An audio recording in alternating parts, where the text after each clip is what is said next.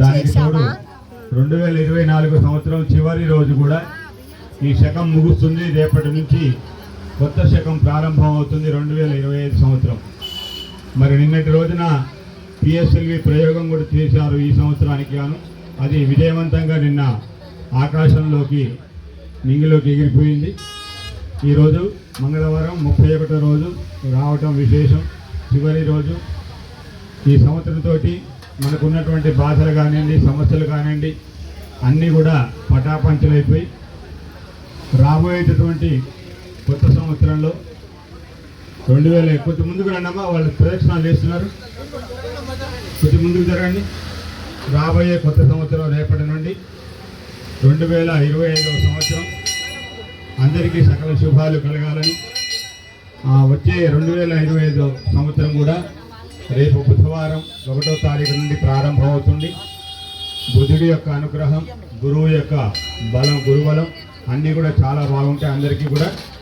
ఆ 2025 సంవత్సరంలో మరి ఈ సంవత్సరంలో అనుభవించినటువంటి బాధలన్నీ లేకుండా మంచిగా ఉండాలని, సుఖ సంతోషాలతో ఉండాలని, అందరూ బాగుండాలని, అందరి కోరికలు నెరవేరాలని, అందరి మనసు మంచి బుద్ధి, యశస్సు, కీర్తి లభించాలని, ముందుగా అందరి మనసులో ఉన్నటువంటి భావాలు మలినమైపోయి ఉన్నటువంటి భావాలన్నీ తొలగిపోయి మంచి మనస్సు అనేది ప్రకాశవంతం వెలుగుతూ ఉండాలని చెప్పేసి అభయాంజనేయ స్వామి వారి యొక్క కోరిక.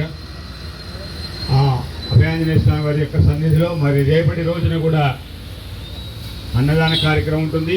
ప్రత్యేకంగా మరి కొత్త సంవత్సరంలో జనవరి కొత్త శకం ప్రారంభమవుతుంది కాబట్టి మన దగ్గర సుదర్శన నారసింహ సహిత అంటే సుదర్శనుడు నరసింహస్వామి మనకు దుష్ట దోషాలు, శక్తి దోషాలు, నరదిష్టి కానీ దిష్టి దోషాలు కానీ ఏవైనా తొలగిపోవాలంటే ముందుగా సుదర్శన పెరుమాళ్ళు నరసింహస్వామి వారి యొక్క అనుగ్రహం, వారితో పాటు మనం చేస్తున్నటువంటి అభయాంజనేయ స్వామి దగ్గర చేస్తున్నాం కాబట్టి ఆంజనేయ స్వామి యొక్క చాలా పవర్ఫుల్ మంత్రమైనటువంటిది, శక్తివంతమైనటువంటి మన్య సూక్తము. ఆ మన్య సూక్త హోమం కూడా రేపు చేసుకోవడం జరుగుతుంది. హోమ కార్యక్రమం ఉంటుంది. రేపు ఉదయం 8:30 గంటలకు ప్రారంభమై 1 గంట వరకు ఆ మహాపూర్ణాహుతోటి సంపూర్ణంగా రేపటి రోజున హోమ కార్యక్రమం ముగుస్తుంది. తర్వాత 1:30 తర్వాత భోజనాలు, అన్నదాన కార్యక్రమం ఉంటుంది.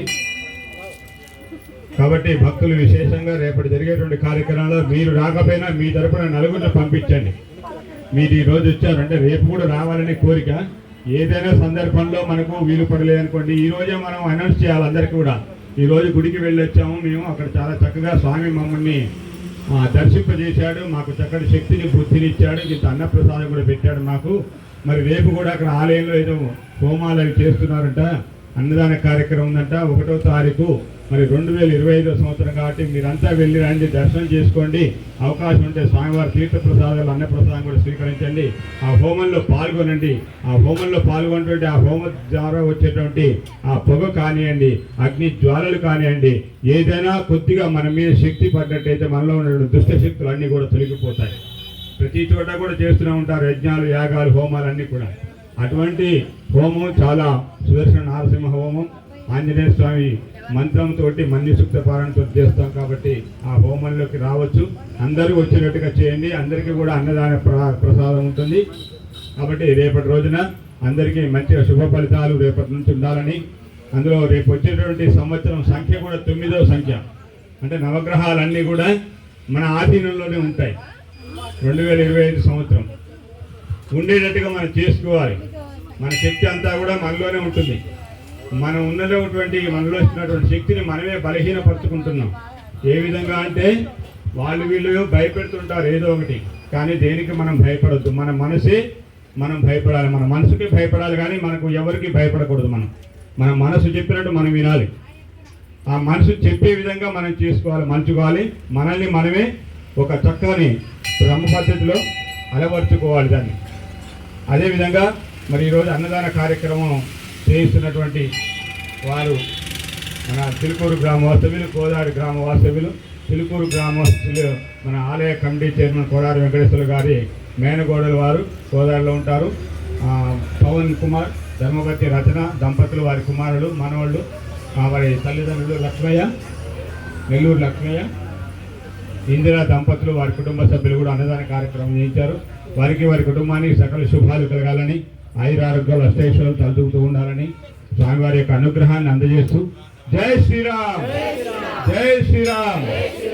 అన్నదాత అన్నదాత సుఖీ భవ, సుఖీ భవ, సుఖీ భవ, సుఖీ భవ. మిగతా విషయాలు ఏమైనా ఉంటే రేపటి కార్యక్రమంలో మనం మాట్లాడుకున్నాం. చాలా చక్కటి కార్యక్రమం. రేపు అందరికీ ముందుగా నూతన సంవత్సరంలో అంతా సకల శుభాలు కలగాలని మీ అందరిని ఆశీర్వదిస్తూ అడ్వాన్స్గా శుభాకాంక్షలు అందజేస్తూ జై శ్రీరామ్. శతమానం భవతి శతాయ పురుషేంద్రాయు శివేంద్రియే ప్రతిష్టతి. దయచేసి చెప్పులు లేకుండా రండి. ఎవరైనా చెప్పులు వేసుకున్నట్టు కనబడితే మీరు వారిని వాదించి పంపించేయండి. చెప్పులు దూరంగా అయితే అన్నప్రసాదం కాబట్టి జాగ్రత్తగా మీకు ఎంత